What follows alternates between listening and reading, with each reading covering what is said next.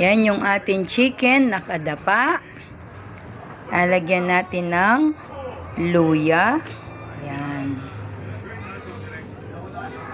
Bawang. Sibuyas.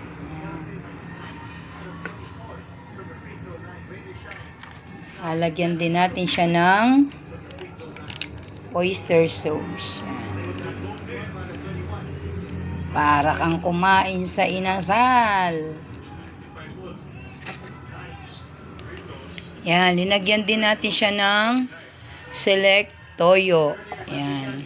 Yung una, linagyan natin ng oyster sauce. Yan.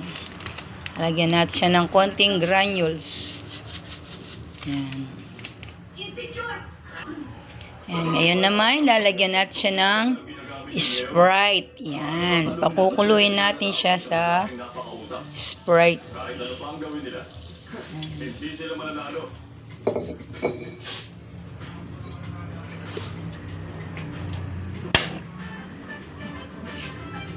Yan. Palalambutin po natin siya hanggang mag-syrup yung kanyang sauce. Yan. Yan, malapit nang mag-syrup yung ating sarsa.